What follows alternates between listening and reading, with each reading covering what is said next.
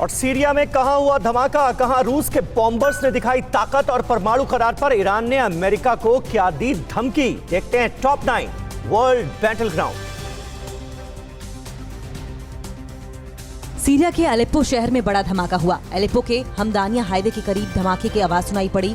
धमाके के बाद यहां फायरिंग भी हुई। धमाके और फायरिंग से शहर में अफरा तफरी मच गई। हालांकि ब्लास्ट में किसी की जान नहीं गई। आशंका है कि असद सरकार के खिलाफ जंग लड़ रहे इस्लामिक कट्टरपंथियों ने धमाका किया।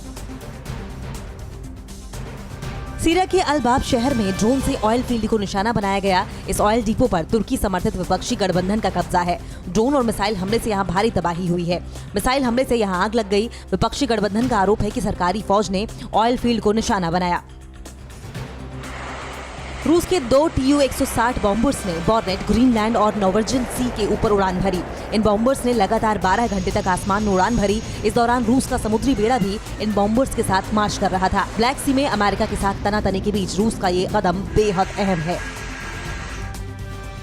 इजरायल के एक अखबार ने ईरान के परमाणु वैज्ञानिक मोहसिन फखरीजादेह की हत्या में ईरान के लिए एक सैन्य अधिकारी का हाथ बताया है। द टाइम्स ऑफ इजराइल ने दावा किया है कि ईरान के खुफिया विभाग के मंत्री ने एक इंटरव्यू में कहा है कि शुरुआती जांच में खुलासा हुआ है कि फखरीजादेह की हत्या में सेना के एक अधिकारी भी शामिल था।